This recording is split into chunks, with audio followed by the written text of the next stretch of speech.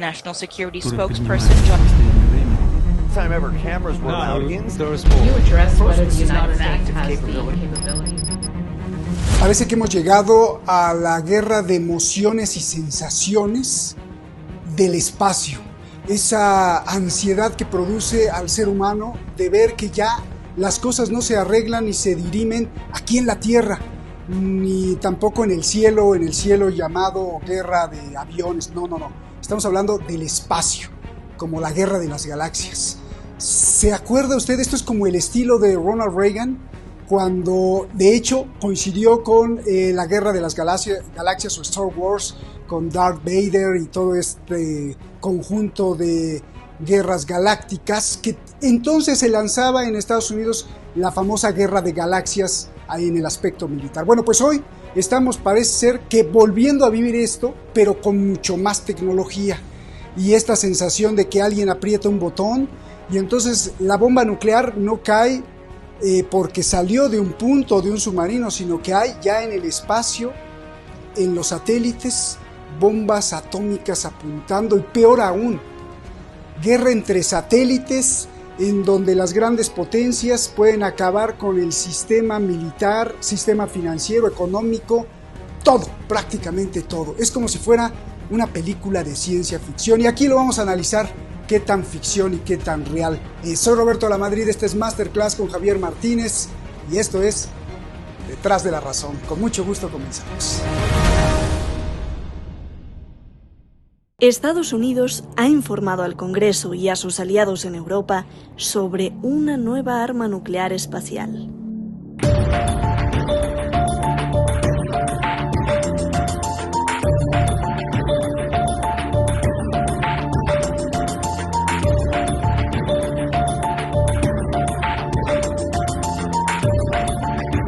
El arma es de Rusia, diseñada principalmente para destruir satélites.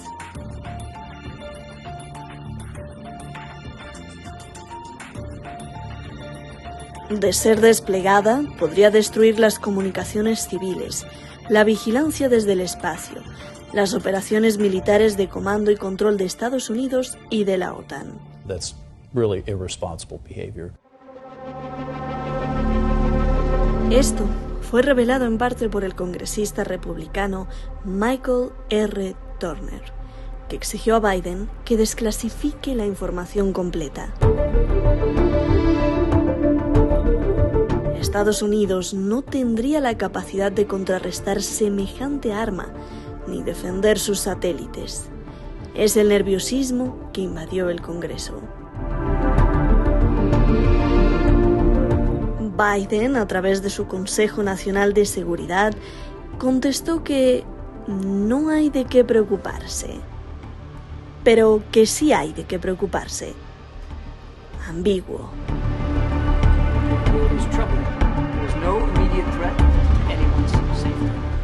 We are not talking about a weapon that can be used to attack human beings or cause physical destruction here on Earth. Pero lo hicieron tartamudear. What the heck is nuclear capable? What is nuclear capable? Well, I mean, I guess it depends on the purpose of the device we're talking about. I mean, we talk.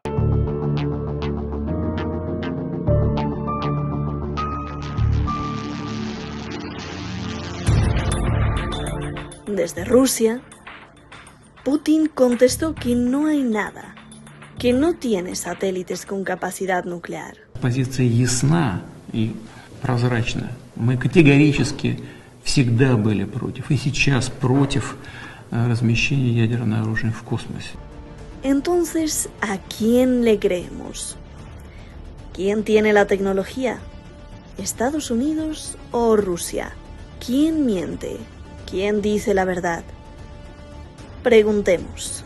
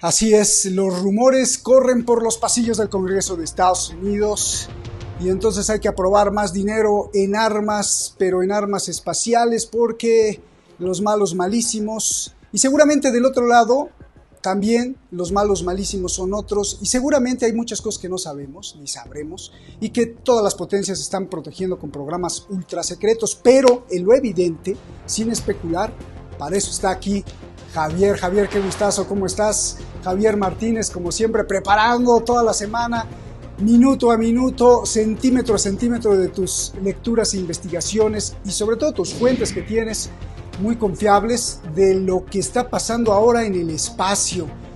¿Qué tan cierta es esta amenaza, sobre todo denunciada por Estados Unidos, que Rusia y China pues tendrían armas de todo tipo, incluso nucleares, o incluso para deshacer el sistema satelital que prácticamente hoy nos conecta a todos los seres humanos? Javier, adelante, te escuchamos con mucha atención. Mi estimado Roberto, vamos a intentar entre todos desbrozar el grano de la paja, porque ¿pretende Rusia poner armas nucleares en el espacio? Esto se lo preguntaban esta semana alocados think tanks en el Congreso, en el Senado de Estados Unidos, en la CIA, en el Pentágono. Retomo una lectura última que hice de la publicación norteamericana The Conversation de un especialista, Spencer Warren, de la Universidad de California. Y titulaba así: ¿pretende Rusia poner armas nucleares en el espacio?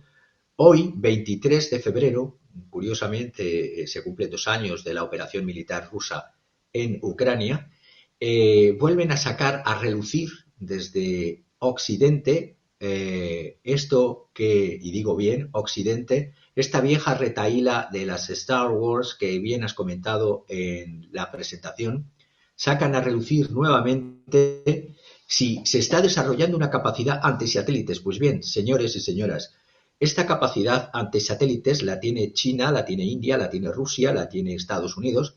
De hecho, esto que se llama con siglas ASAT, A-S-A-T, Anti-Satellite Weapons o armas antisatélite, son más viejas que tú y que yo, Roberto.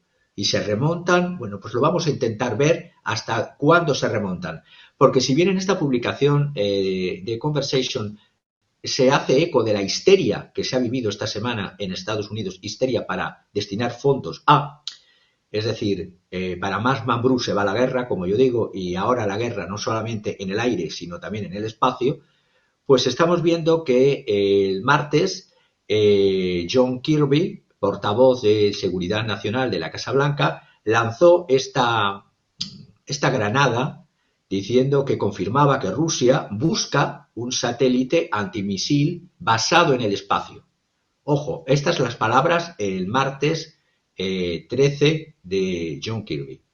Pues bien, el mismo miércoles 14, el republicano Mike Turner, asombrado, ¿cómo se dice?, atemorizado, preguntaba, este republicano Mike Turner, presidente de la Cámara, del Comité de Inteligencia de la Cámara, ante esta nueva y supuesta nueva amenaza a la seguridad nacional, pedía que 24 horas después, a lo que había dicho Kirby, que se pusiese a disposición, que tanto el presidente Biden desclasificara toda la información relativa a esta amenaza para que el Congreso USA, es decir, el Congreso, que sepamos, es la Cámara de Representantes y el Senado, pero también la Administración y todos nuestros aliados, decía Mike Turner, conozcan y puedan responder a esta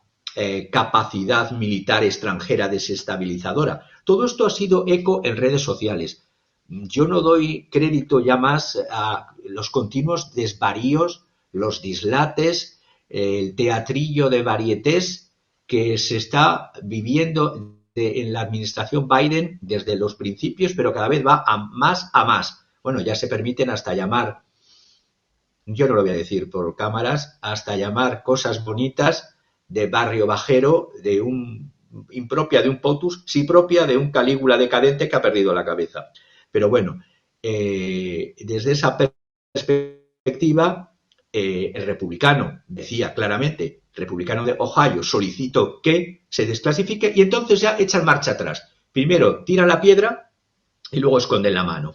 ¿Por qué marcha atrás? Porque el jueves, estoy dando una cronología, el jueves 15, dice que sí, que Rusia busca un sistema antimisiles, que estamos tomando esta amenaza potencial, ahora resulta que es potencial, muy, muy en serio, dijo John Kirby, añadiendo que las agencias de inteligencia USA han estado conscientes, es que me gusta analizar las palabras de unos y de otros como si fuese un cirujano con un bisturí.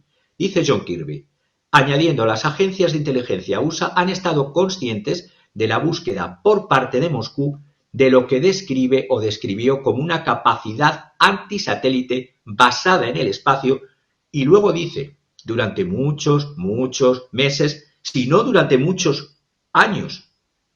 Resulta que no es inminente, por lo tanto, es decir, las propias palabras entran en contradicción.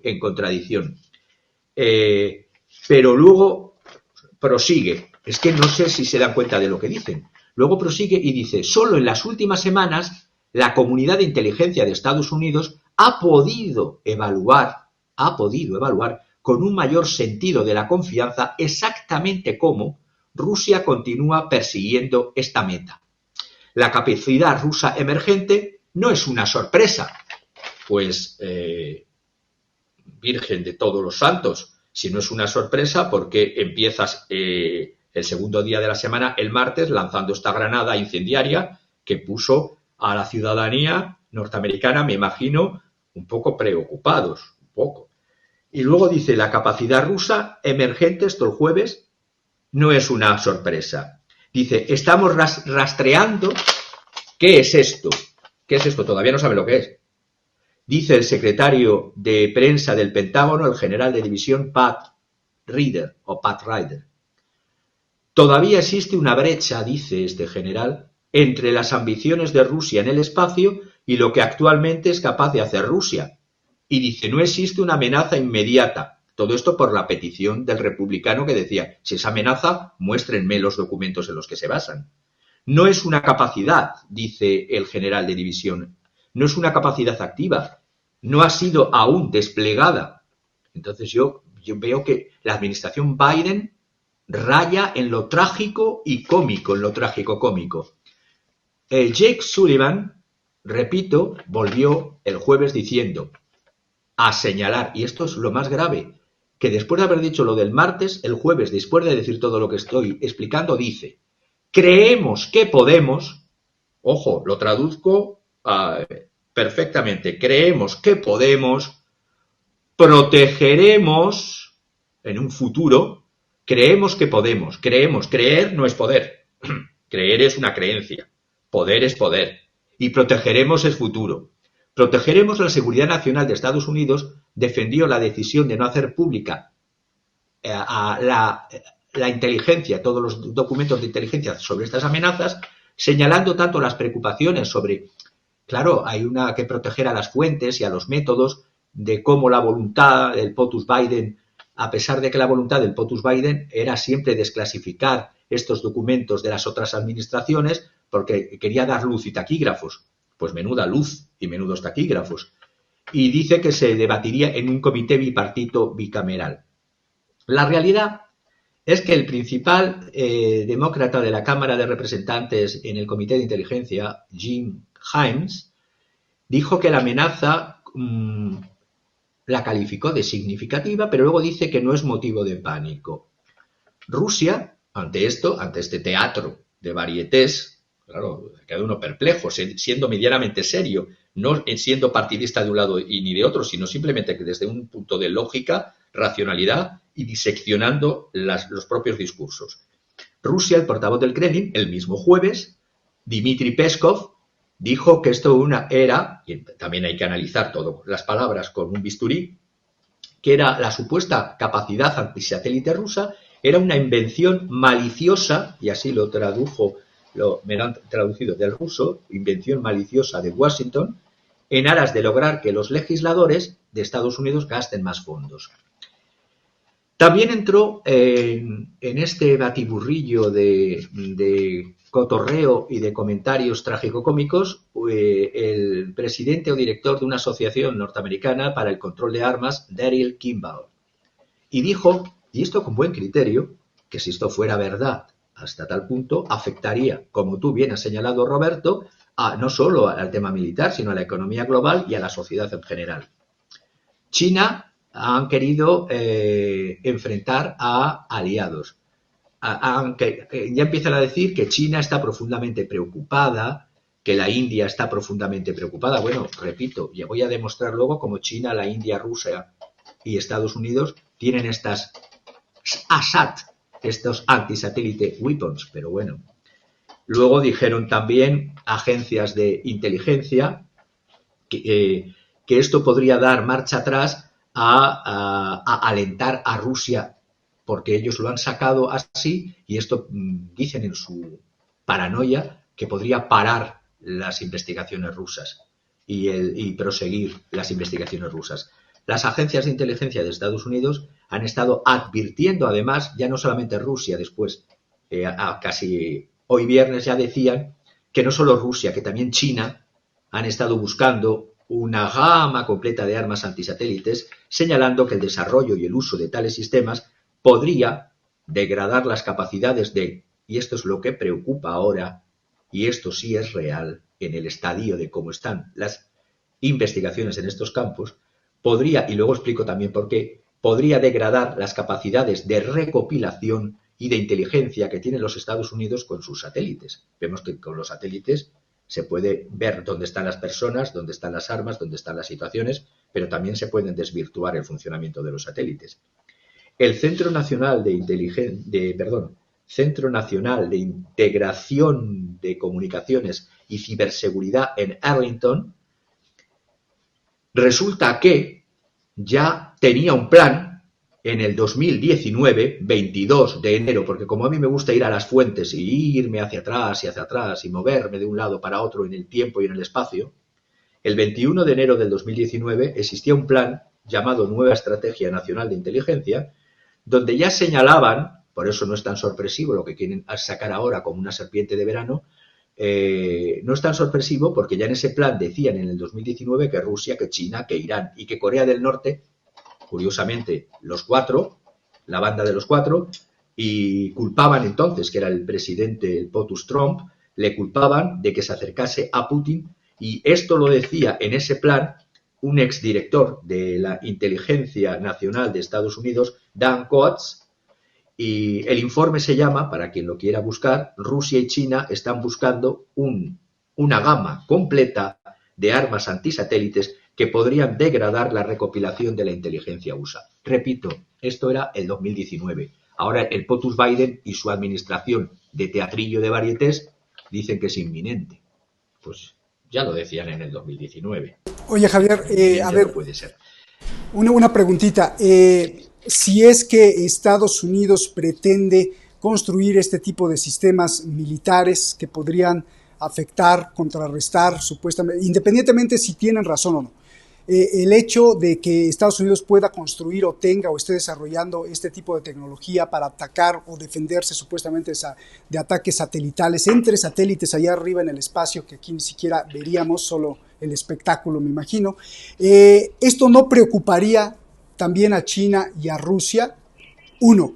Dos, me gusta la palabra paripé que siempre utilizas. Este show que nos están vendiendo o que nos están exhibiendo, como quieras llamarlo, si es que lo hacen a propósito o no lo hacen a propósito, pero nos venden un show. Hay un show ahí en el Congreso de Estados Unidos, en la histeria Pentágono-Biden-Congreso, porque ya no solo es Kirby, que es demócrata, sino que también es el republicano. Bueno, este paripé, más allá de este paripé, ¿tú crees que haya la posibilidad que no solo Estados Unidos, sino que Estados Unidos, Rusia y China ya tengan esta tecnología desde hace tiempo y ahora nada más está pues el Congreso jugando con que sí, que vamos a tener, pero en realidad los tres la tienen y nada más lo están haciendo? ¿Hay posibilidad de esto, Javier?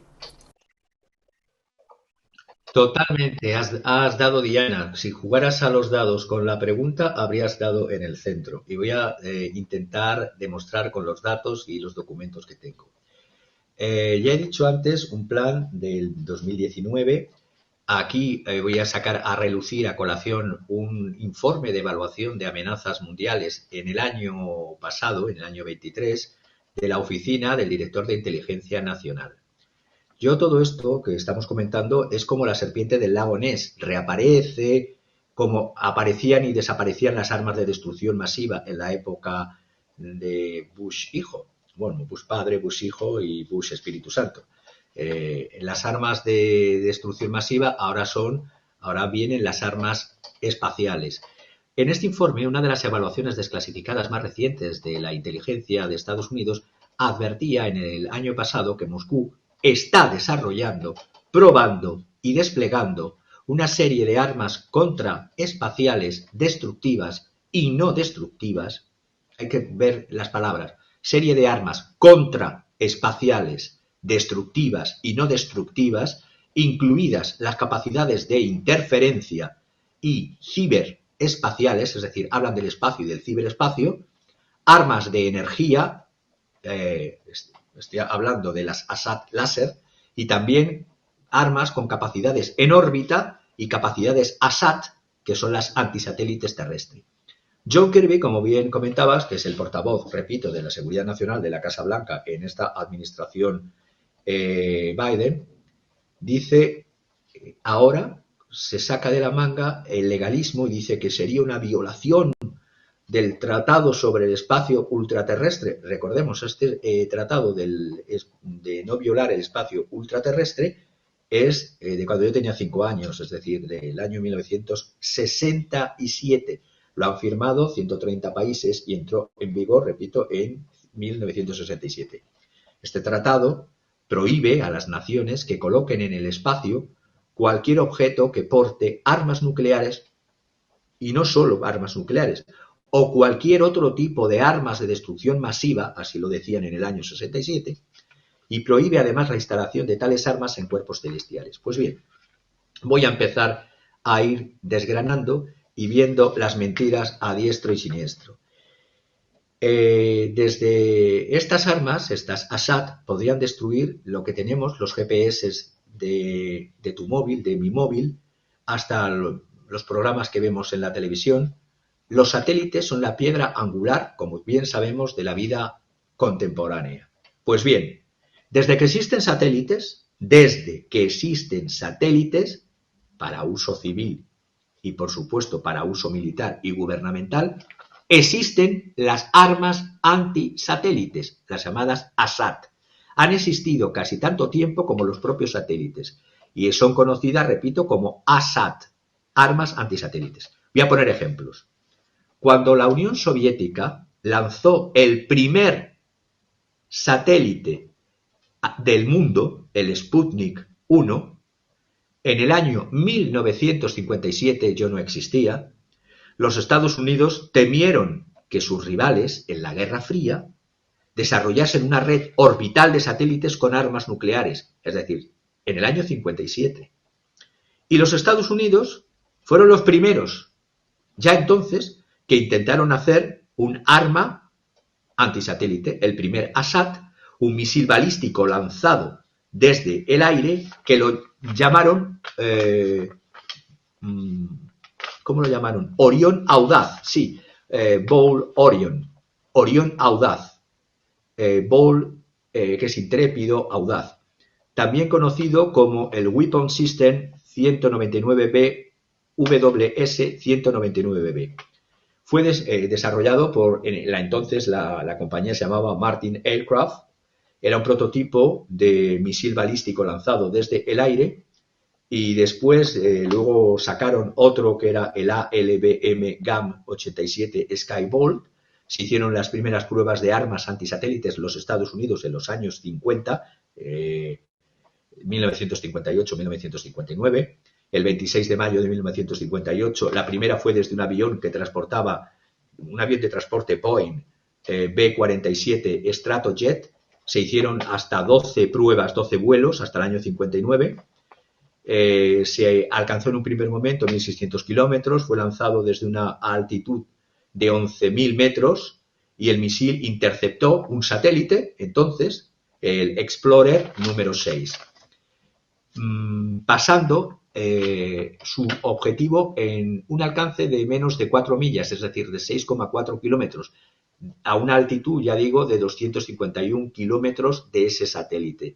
Si el misil simplemente le hubiera puesto una cabeza nuclear, estoy hablando de ese año, ya ese satélite habría sido destruido. Por lo tanto, esto de que, como tú bien has dicho, pero lo están desarrollando, está mucho más desarrollado que te puedas imaginar que en los años 57, por parte de Estados Unidos, por parte de quien ya no existe, que es la Unión Soviética y ahora Rusia, pero es que el tema va por China.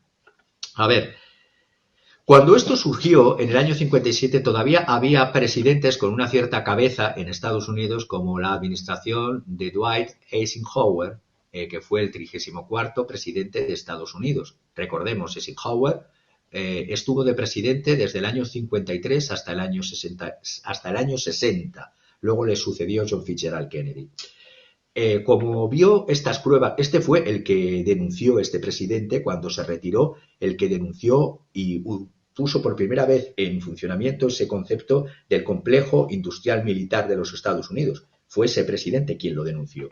Pues bien, estas pruebas de este Bowl Orion Assad, junto con la anterior fallida del misil Hike Virgo de función antisatélite, tuvieron repercusiones políticas. Estas repercusiones es que la administración Eisenhower buscó establecer que el espacio, al menos ese presidente, intentó que el espacio fuese un terreno neutral para el uso de todos. En este caso existía la Unión Soviética y existía Estados Unidos.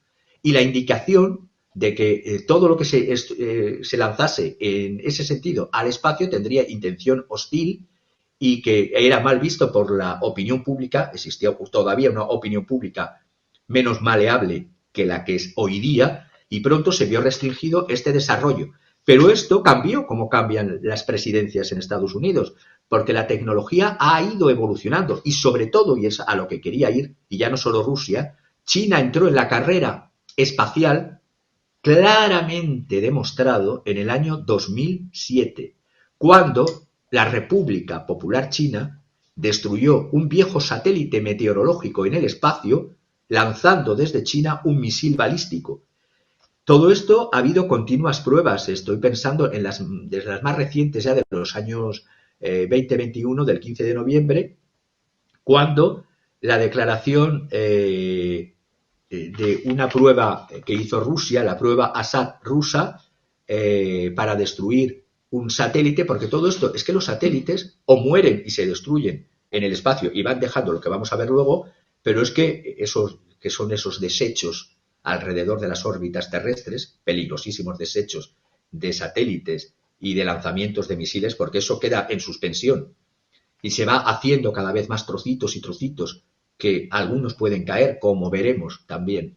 Bueno, pues en el año 21, el lunes 15 de noviembre del año 21, la Estación Internacional o el equipo de control de vuelo de la ISS, de la Estación Espacial Internacional, vio esta ruptura de satélites que hizo Rusia con una prueba Assad contra su satélite. Todo esta locura, pero esta locura que viene desde los años 56, 57, que un presidente, Eisenhower, lo quiso parar y que no lo paró porque los siguientes presidentes y de los otros países también lo siguieron haciendo.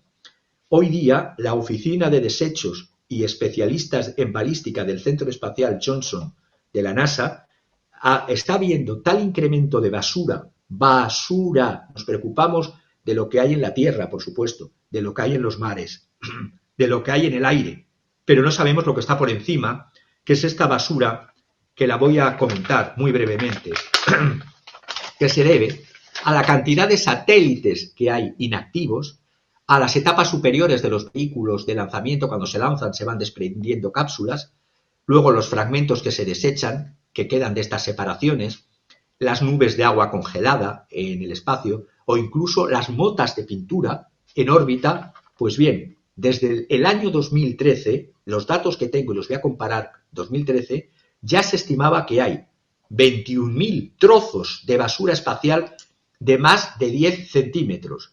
Además, hay 500.000 de trozos de basura espacial entre 1 centímetro y 10 centímetros. Y para el año 2030, que queda nada, todos estos desechos orbitales, cuantificados en 2013, van a ser 3 veces más. Es decir, la locura es todavía mayor. Porque además de estos, lo voy dividiendo por tamaños, hay todavía tamaños más pequeños de 1/3 de pulgada, es decir, de 1/3 de 1 centímetro, en la órbita terrestre, que baja ya no solamente la órbita alta, y estos viajan a 7 kilómetros por segundo. Para que nos hagamos una idea, una pequeña mota de pintura en el espacio, tiene la misma fuerza que un objeto de 550 libras de peso y que viajase a 60 millas por hora. Puede provocar un impacto a componentes críticos de otros satélites, como elementos presurizados, células solares que estén en el espacio para captar el sol o crear nuevos escombros. He dicho antes que en el 2007 China hizo la destrucción a lo bestia de un satélite meteorológico llamado Zhengzhou 1C. Pues bien, estos ASAT, estas armas de destrucción satelital, repito, ya existen y ya han hecho mellas. Estoy pensando en el febrero del 2013, la ciudad rusa de Chelyabinsk cayó un objeto espacial de 66 pies, es decir, de 20 metros de ancho. Bueno, pues ese objeto de 20 metros de ancho que cayó en esa ciudad rusa siberiana, en la onda de choque destrozó miles de ventanas e hirió en su caída a 1.200 personas como resultado de los fragmentos de vidrio, solo de los fragmentos de vidrio que volaron.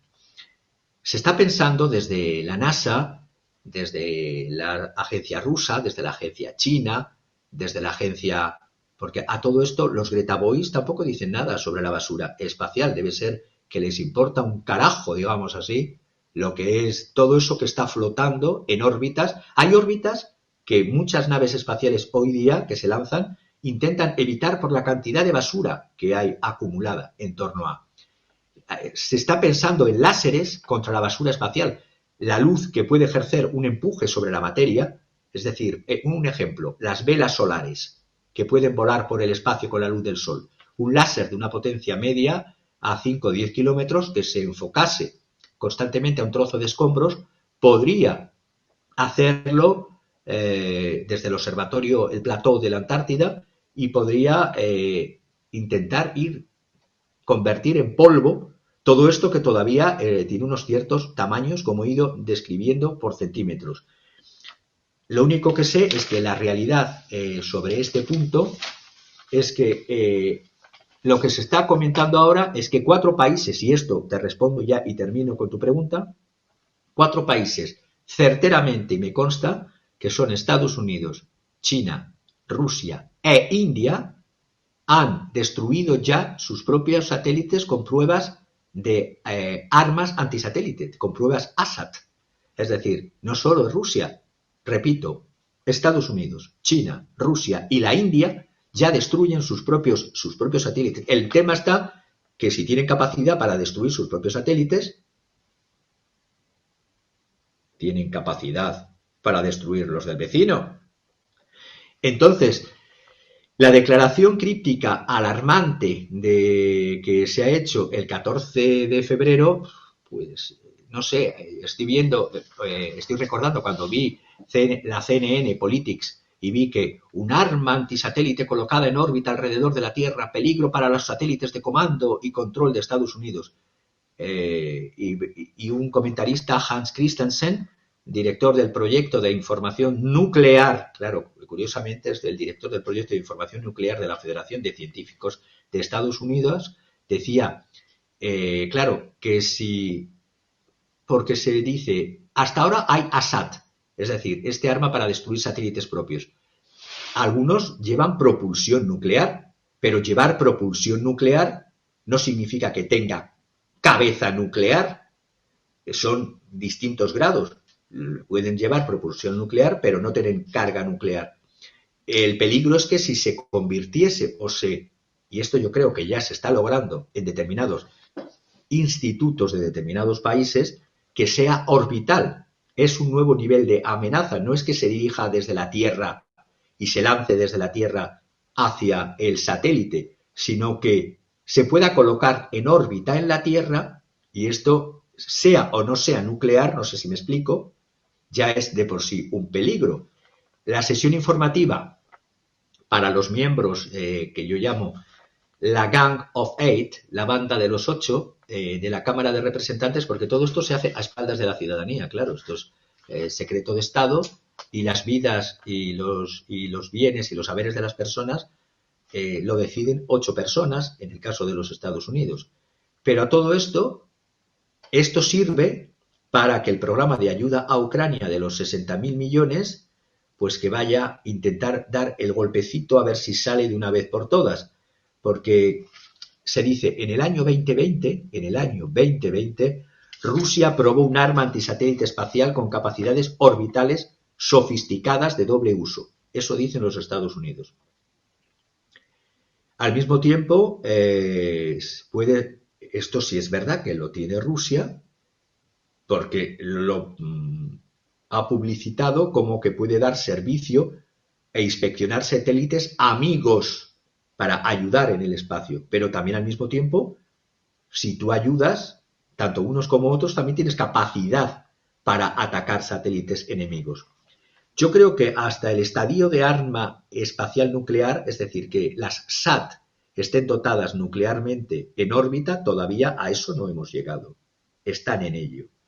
Porque esto, un arma espacial nuclear, como tú bien has señalado, destruiría los satélites simplemente con la onda de energía masiva. No tendría ni que acercarse al satélite, solo con la onda destruiría todos los satélites, y a ver cómo los satélites comerciales, los gubernamentales, los teléfonos, navegar en Internet, pagar facturas, además de todo lo que significa el centro de control y comandancia de los propios misiles del país a cuyos satélites han sido atacados. Desde el año 2011, 50 naciones participaban en el entorno espacial. Yo he señalado las principales. He señalado a Rusia, a China, a Estados Unidos, a la India, a Corea, pero es que ya hay 50 naciones que están brujuleando, digámoslo así, en el entorno espacial. Y sin ir más lejos, Roberto, propias compañías privadas, Starlink, lanzan satélites más pequeños que, ojo, esos satélites más pequeños también van a hacer más escombros cuando dejen de funcionar.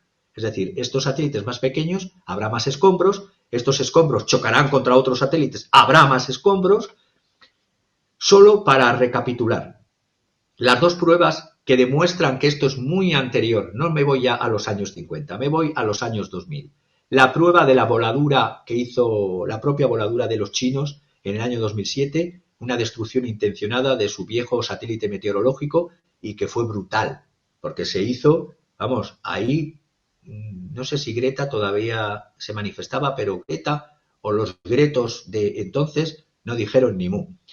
Y en el año, esto es del 2009 después, hubo la colisión, que esto es muy importante, ya hubo una colisión entre satélite americano y satélite ruso.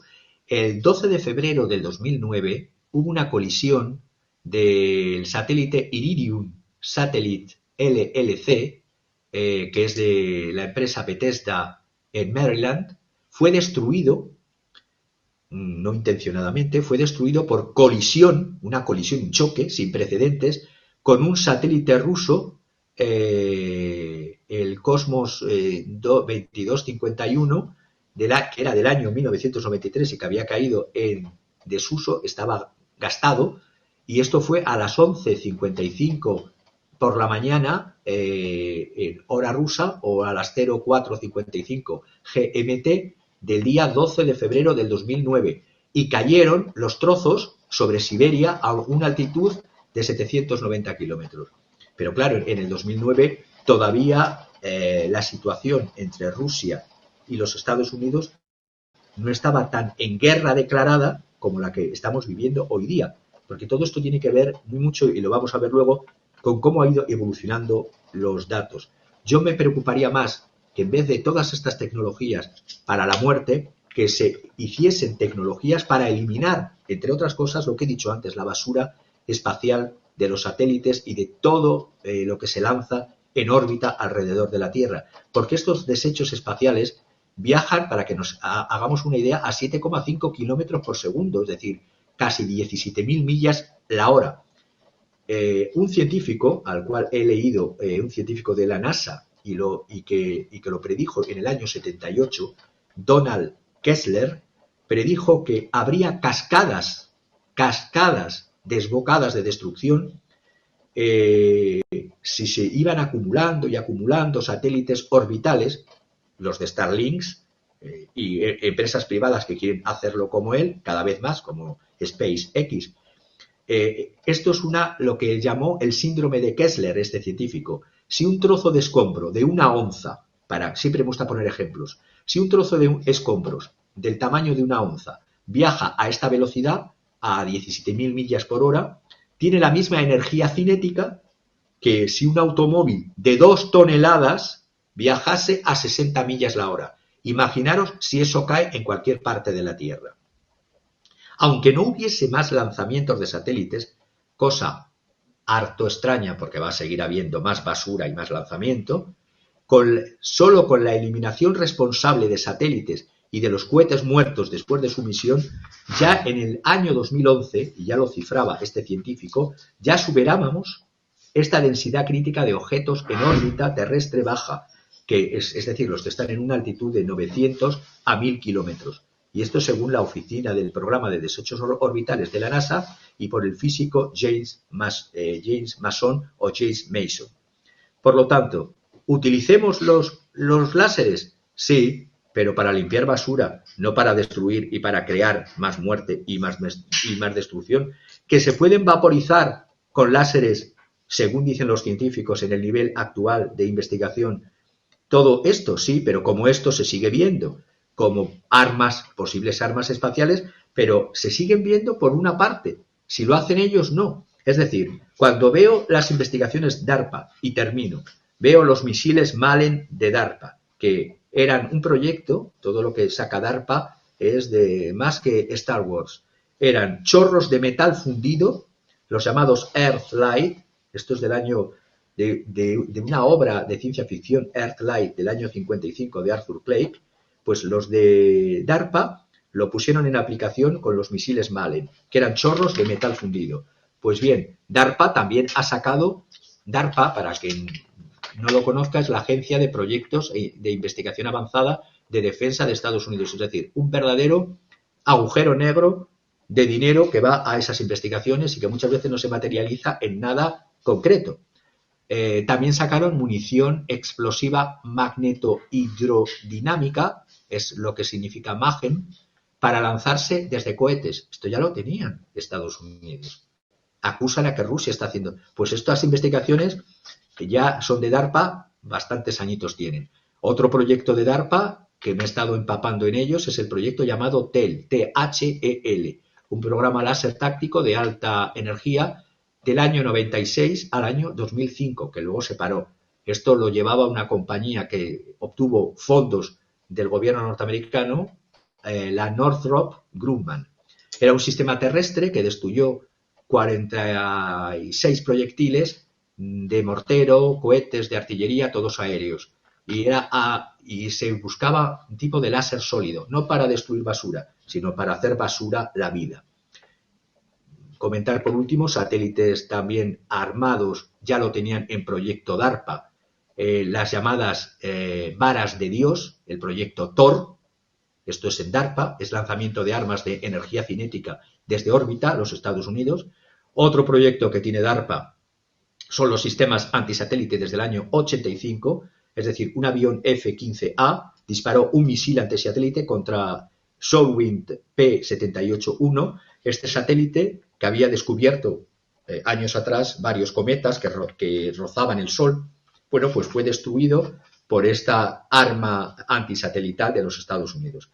Y Reagan, como tú bien has comentado, y ya para terminar esta parte, Reagan ya se volvió loco, sabemos que provenía de Hollywood, entonces un presidente que se vuelve loco, que le dan el botoncito rojo y que encima puede hacer con fondos públicos todo lo que ha visto y ha leído de ciencia ficción o ha visto de películas de ciencia ficción, el sistema de defensa estratégica, el Star Wars, ya pensaban en la época de Reagan el láser químico con infrarrojos medios de la Fuerza Aérea y de la Marina de los Estados Unidos disparado en una prueba en el año 1997. Y luego también hubo un ASAT, para que veáis que las armas estas antisatélites son más viejas que tú y que yo. El ASAT de energía cinética fue luego cancelado y el sistema de contracomunicaciones que utilizaba capacidades de interferencia de radio también fue cancelado. Y el proyecto que había de manipulación de asteroides, esto basado, que hubo películas además, recordemos, la película Meteor del año 79, Deep Impact del año 98, Armagedón del año 98, todas estas películas estaban llevando lo que se estaba haciendo en DARPA.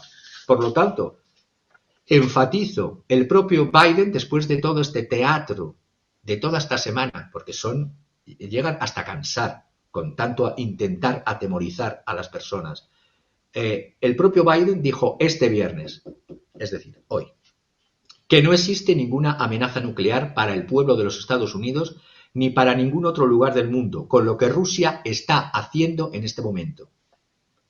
Entonces todo lo del lunes, martes, miércoles, jueves, no sé a qué ha venido, a intentar sacar dinero.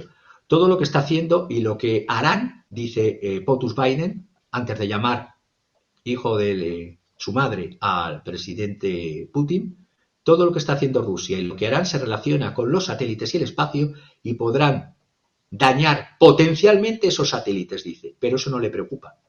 Dice que los ASAT, vuelvo a decir lo que antes he explicado, los ASAT pueden ir con propulsión nuclear para ser lanzados, pero pueden llevar o no ojiva nuclear. Dice que los ASAT rusos lo que más podría impactar es a los satélites GPS de comando y control nuclear, operar en una órbita más alta que la vasta constelación de satélites comerciales y gubernamentales, y esto no le preocupa a Biden, es decir, primero no le preocupa, luego no le preocupa, y que acabaría, sí, eso sí, que acabarían con las megaconstelaciones de satélites, y esto sí que yo veo que por ahí van los tiros en un primer momento, acabarían los rusos con las megaconstelaciones de satélites pequeños como el Starlink de SpaceX, que Ucrania, es decir, Estados Unidos, está utilizando en la guerra contra Rusia. ¿Vamos hacia armas de propulsión nuclear dentro de órbitas del espacio? Pues como la carrera armamentística que llevamos es exactamente la misma carrera armamentística, pero es exageradamente a más y más que la que se tuvo en la época de la Primera Guerra Fría, esta Segunda Guerra Fría cada vez es más caliente. La década de los 60 ya vimos el arma espacial soviética, que por cierto fue confundida con un ovni. Sí, muchas veces avistamientos de ovnis. Resulta que existió en la primavera del año 67 un sistema de bombardeo de órbita fraccionada. Todo esto la Unión Soviética tenía el Soviet Fractional Orbital Bombardment System. Todo esto cesó en el año 64, pero desde los años 60 y sobre todo en la primavera del 67 hubo avistamientos supuestos de ovnis y eran lanzamientos de una prueba que los soviéticos tenían, que era un arma llamada el FOBS, F-O-B-S, de Fractional Orbital Bombardment System. Todo esto se desarrolló a partir de, no voy a entrar en temas técnicos para no aburrir, porque tengo todos los detalles de cómo se desarrolló, pero son páginas y páginas y no creo que la audiencia quiera más detalles, pero con que sepáis que con estas siglas FOBS de la Unión Soviética, veréis que eso era ya algo real y que se paró por el propio Unión Soviética en el año 64, porque pensaban que se podía atacar a los Estados Unidos no solamente por el norte, que es donde están donde están todavía centradas las defensas antimisiles de los Estados Unidos, es decir, en el área de Canadá, mirando al Ártico, Estados Unidos, Canadá, sino este sistema era atacar a través de la Antártida. Es decir, Nikita Khrushchev, en el año 62, justo un mes antes de que yo naciera, es que me acuerdo de las fechas porque me sirven para memorizarlas, el 15 del 3 del 62, frente a las defensas normales, que eran las defensas norteamericanas llamadas NORAD, de Estados Unidos y de Canadá, él pretendía y logró lanzar en dirección sur un arma que podría pasar por el polo sur y atacar a los Estados Unidos desde México. Es decir, ya no desde la zona norte, sino atravesando todo esto, claro. Había un peligro. No eran tan precisas estas R-36, podían aterrizar a menos de 3 millas de su objetivo. Entonces, claro, si caían, lo mismo no deshacían donde están las ojivas de misiles de los Estados Unidos, pero sí destruían la Casa Blanca, el Pentágono, donde están los bombarderos nucleares estacionados en pista y otras instalaciones, porque no eran precisas, pero estamos hablando del año 62.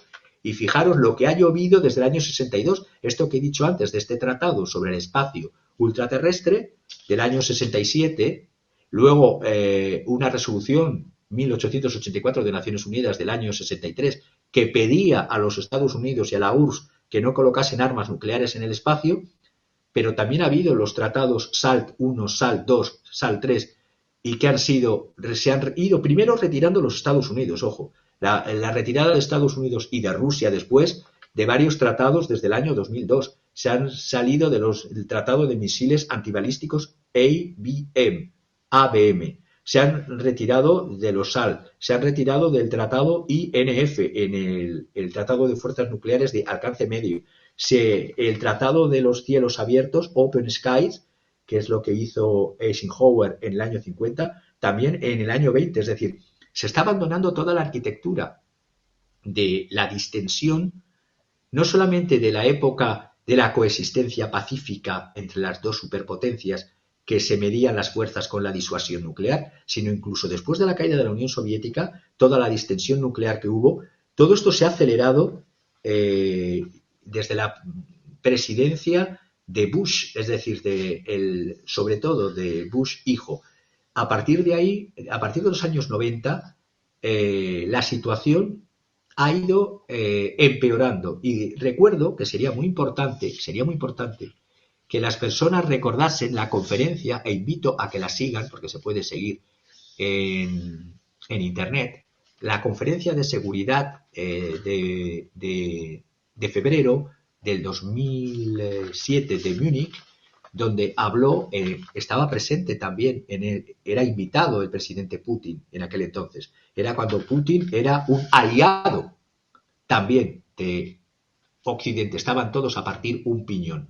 Pues bien, en esa conferencia vemos claramente cómo se ponían los puntos sobre las sillas de decir, hasta aquí hemos llegado. No se ha ido escuchando esas líneas rojas, se ha ido siguiendo con una violación continua de todos los tratados y estamos en una situación de hablar de armas nucleares en el espacio. Bien, Javier. Tenemos un basurero espacial prácticamente en la cabeza y ese basurero algún día, pues como dices, nos va a caer derretido, cascadas, chorros de basura galáctica gracias a toda esta gente que se preocupa por la vida humana sobre todo, ¿verdad? Y me imagino que además con una gran capacidad de espionaje, que por eso escuché la otra vez que ya los espías modernos están recurriendo otra vez a la libreta y al papel para escribir, porque si tú lo hablas, si tú lo dices, si tú lo guardas, si tú lo escribes, pues el teléfono te está espiando, el audio te está espiando o el satélite te está espiando. Entonces sí, con papelitos pues puedes mandar mensajes a la antigua. Bien, oye, y te pregunto, con todo esto que nos estás diciendo, ¿cómo ha ido la realidad mundial y cómo va la realidad mundial? Pues la realidad mundial es que hoy hace 2 años, justamente, de la operación militar en Ucrania o de guerra en Ucrania, y no vislumbro, por desgracia, un final. El PIB de Ucrania en el año 2022 cayó un 40%. Hubo una ligerísima recuperación en el 2023, pero siempre con pérdidas hacia atrás. La población ucraniana se ha ido despoblando, incluso antes de la guerra. Ucrania se ha ido despoblando desde la caída de la Unión Soviética. No es en población ni lo que era, y sobre todo desde la guerra, millones han huido al extranjero. Estamos hablando de 7 millones, más o menos, 7 millones de ucranianos que viven en pobreza, pero Occidente si quiere seguir con la guerra. Vemos que los datos de Naciones Unidas de víctimas civiles ucranianas, estamos viendo más o menos de hace un mes 10.400 muertos, 19.000 heridos, bajas militares más o menos en torno a los 70.000 soldados muertos y 100.000 heridos. Las bajas militares rusas también. Pero claro, vemos que la situación en Ucrania y el empecinamiento de no escuchar ningún plan, de sentar un plan de armisticio al menos, y de incrementar la tensión mundial, Ucrania depende de más de 40.000 millones de dinero extranjero para sostener solamente los servicios administrativos y los servicios públicos.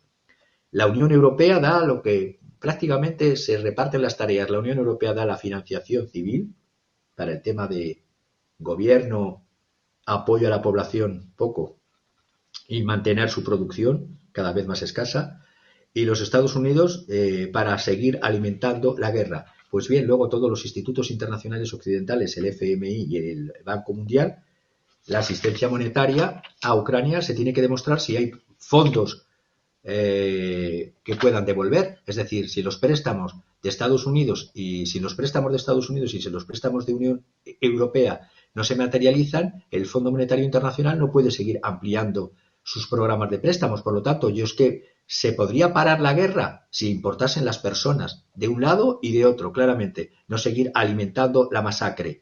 Además, Ucrania, voy a decir algo no políticamente correcto, también necesita una reestructuración de más o menos 20.000 millones para este año 2024, porque hay un vencimiento de los préstamos que vencían en agosto, fueron préstamos a 2 años, de agosto 2022 a agosto 2024, y esos préstamos, los tenedores de esos bonos soberanos ucranianos, que no iban a percibir intereses durante 2 años, quieren recuperar su dinero y algo de ganancia, pero al menos su dinero.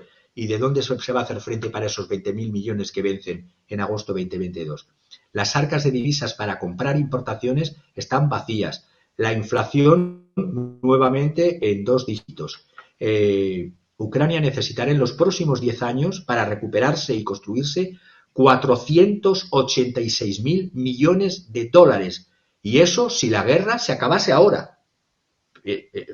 Lo que digo que es políticamente incorrecto es que a la ciudadanía ucraniana le compensa que Ucrania desaparezca como Estado y sea una parte entregada a Polonia, otra parte entregada a Hungría. Los polacos se pondrían muy contentos, los húngaros también, no lo sé cómo sería el reparto, porque realmente estamos viendo casi 6 millones de ucranianos desplazados. Los desplazados internos alrededor de 3,7 millones. Lo que queda de los recursos de Ucrania, los que están en la parte rusa ya están anexados a Rusia, pero los que están en manos occidentales no están en manos de los ciudadanos ucranianos. Ya lo dije muchas veces, las transnacionales Cargill, Monsanto, DuPont, BlackRock poseen más de las tierras ucranianas fértiles. Pues con ejemplos lo voy a poner. La corporación GMA Monsanto posee el 78% del fondo de tierras de la región de Sumy, el 50% de la región de Chernihiv, el 59% de Gerson y el 47% de la región de Mykolaiv. El 28% de la tierra cultivable está en manos de oligarcas ucranianos, además de las corporaciones transnacionales europeas y norteamericanas, además de un fondo soberano de Arabia Saudita, además de Nestlé, que ha invertido 46 millones de dólares en una nueva instalación en la región occidental de Volhyny. y además del gigante alemán Bayer, que además de elaborar medicamentos y pesticidas, planea invertir 60 millones de euros en producción de semillas de maíz en la región central de Sitomir. ¿Y qué llega a los ciudadanos de Ucrania todo esto? Pongo un último ejemplo. La mayor empresa avícola de Ucrania es propiedad de una persona, de un ex asesor del presidente ucraniano Poroshenko, que se llama la empresa MHP. Ha recibido 1,5, más de una quinta parte, mejor dicho, ha recibido más de una quinta parte de todos los préstamos que hace el Banco Europeo para la reconstrucción y el desarrollo, lo recibe esa empresa y lo recibe ese oligarca. Emplea a 28.000 personas, controla 360.000 hectáreas esa empresa de ese oligarca. Es decir, para que nos hagamos una idea, esa empresa controla a nivel volumen de tierras lo que todo el territorio de Luxemburgo. Luxemburgo, para que sepáis, país de la Unión Europea, y es más grande lo que controla esa empresa, MHP, que lo que es todo el territorio de Luxemburgo. El gobierno de Zelensky sigue comprometiéndose a dar más libre mercado, como él llama libre mercado, a trocear y a malvender las tierras del Estado ucraniano, en una futura economía de posguerra por rondas de desregulación. Ya sabemos lo que son las desregulaciones laborales, es decir, incluso por debajo de los estándares laborales mínimos de la Unión Europea. Es decir, las condiciones laborales que van a tener los ucranianos de seguir así van a ser prácticamente de cuasi clandestinas si la comparamos con las condiciones mínimas más bajas de la Unión Europea. Va a haber recortes drásticos en los impuestos de las grandes corporaciones y en los niveles más altos de renta. Se van a privatizar totalmente todos los activos estatales. Y lo que estoy viendo por el otro lado, todas las sanciones rusas contra Rusia que se estaban haciendo, no solo no han servido para nada, sino que han empobrecido los países occidentales, entre ellos Alemania. Reino Unido ya sabemos cómo está. La producción militar rusa está incrementándose. Los precios de la energía y los ingresos por exportaciones han crecido, gracias a las relaciones con China y con la India, fundamentalmente. Pues bien, yo los que pediría por el bien de las poblaciones, parad la guerra, basta ya de guerra. Y ahora se me quieren ir al espacio diciendo que se está preparando, cuando ya vemos que desde los años 50 estas armas antisatélites existen y se han ido desarrollando a pesar de los tratados. Es decir, estuve escuchando, y termino, una conferencia de un alemán, de un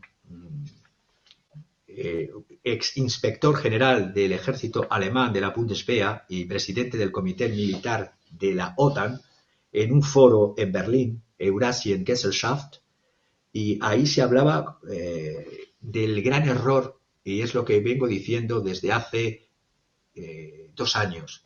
Es decir, el gran error que ha hecho Occidente es, en vez de Europa como tal, la Unión Europea, en vez de militarizarse y camino de convertirse en otanizarse y perder la esencia de lo que era un mercado común europeo, donde pudiese integrar la capacidad industrial alemana y la capacidad alemana con la capacidad rusa en armonía y no en enfrentamiento, eso no lo podían permitir ni los Estados Unidos ni China. Han hecho que Rusia se haga matrimonio por conveniencia, como vengo diciendo, con China y con otros actores como Irán, como Corea y como la India. Por lo tanto, Europa cada vez más desvalida, Europa cada vez más militarizada, más otanizada, más descapitalizada, más desindustrializada, y el mundo cada vez más peligroso.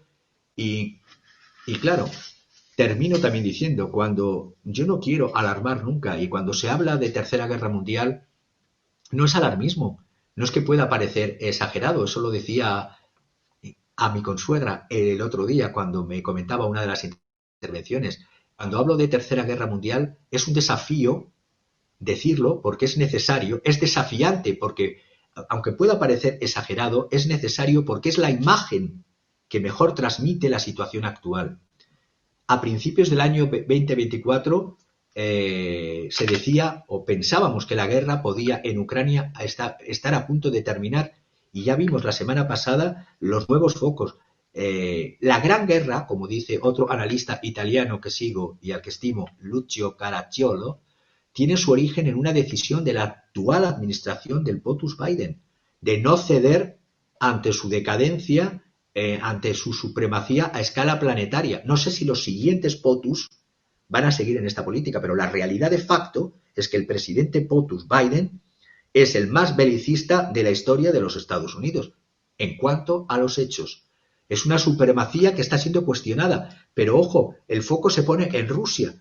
Pero como decía este instituto alemán, que es un militar y un experimentado militar alemán, el foco se ha puesto en Rusia erróneamente, cuando realmente el enemigo de Estados Unidos a nivel comercial y a nivel hegemón es China. Pero bueno, estamos en el mundo que estamos con los líderes que nos toca padecer, y la guerra nunca es un acontecimiento exclusivamente militar, como decía von Clausewitz. Es la continuación de la política por otros medios, y hay muchos planos en el conflicto. Es decir, hay planos en la economía, en el comercio, en las relaciones internacionales, en la capacidad de propaganda, en la hegemonía cultural y en el consenso.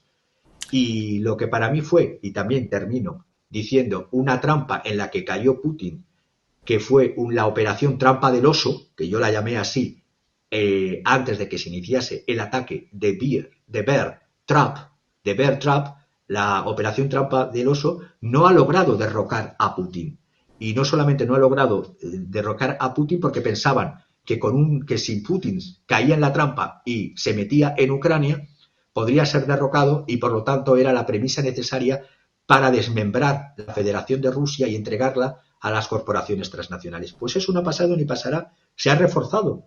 Y lo único que veo es que hay que parar la guerra sí o sí por el bien ciudadano, por el bien de Europa. Así es, Javier. Y el mundo. Así es. Y además, ya lo decíamos aquí desde hace muchísimos años, que uno de los principales objetivos con la guerra en Ucrania, antes de que empezara esta fase de guerra hace 2 años, justamente que se está cumpliendo un segundo aniversario, decíamos que el objetivo principal de la anglosfera era hacer a un lado y romper las relaciones, que no hicieran jamás alianza, porque se estaba empezando a fortificar una alianza Rusia-Alemania.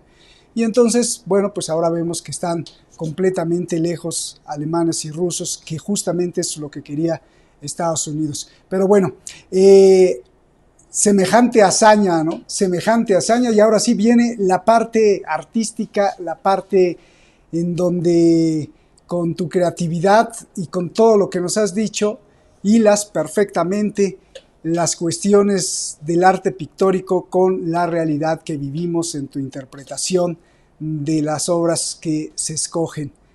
¿Qué es lo que escogiste? ¿Por qué? ¿Y qué ves? Pues he escogido 2 grabados, un primer grabado y un segundo grabado de lo que se llaman, titulado de Francisco de Goya, Los desastres de la guerra. Él no lo tituló así. Es decir, incluso no se publicaron en vida del autor, en vida de Goya. El pintor, Francisco de Goya y Lucientes, únicamente envió a un historiador del arte, un tal Bermúdez, un ejemplar completo con más de 80 pruebas de impresión para que corrigiera los epígrafes, es decir, las titulaciones.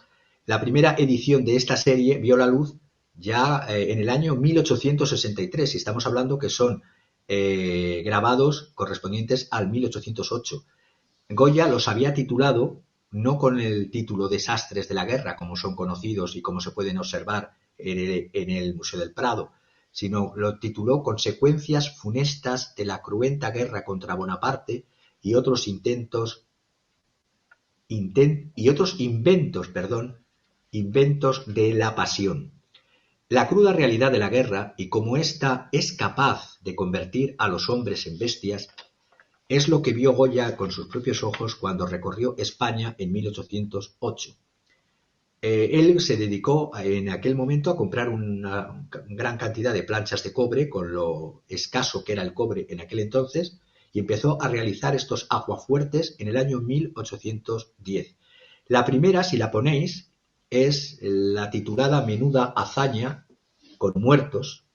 Es el desastre que lleva por número 39 de la colección 1812-1814.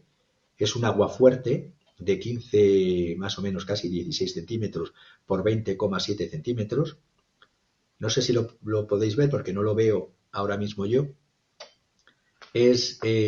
Son los cadáveres de 3 hombres que yacen abandonados en la yerma llanura después de haber sido sometidos a terribles torturas. Y claro, uno se pregunta, ¿eran franceses? ¿Eran españoles? Goya deja intencionadamente este interrogante en el aire y retoma la tradición pictórica de los llamados martirios de los santos cristianos. Pero aquí, frente a los martirios de los cristianos, aquí no existe esperanza de redención. Estas muertes no son para redimir, no tienen redención.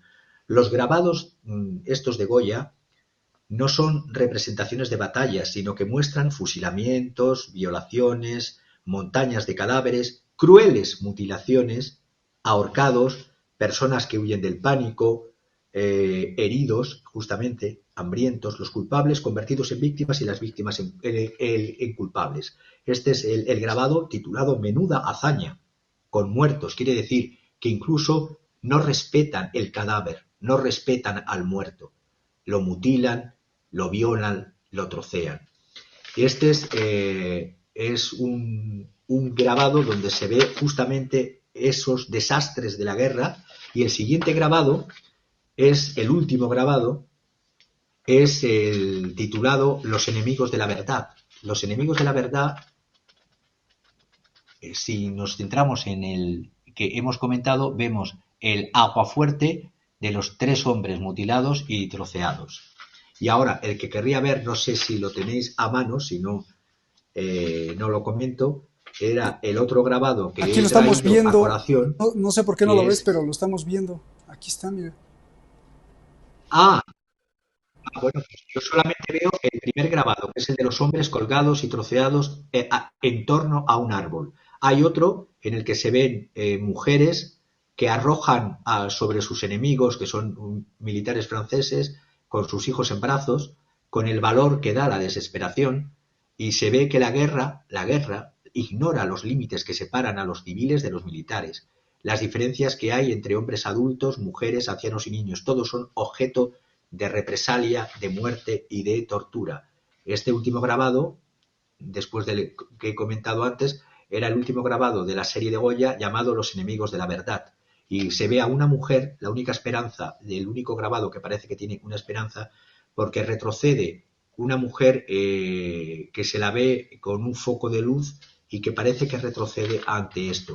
Yo terminaría diciendo un poeta metafísico de la época de 3 reyes de Inglaterra, concretamente John Donne, fue poeta metafísico y poeta del amor en la corte de la reina Elizabeth I Tudor, en la corte de James I Stuart y en la corte de Charles I Stuart.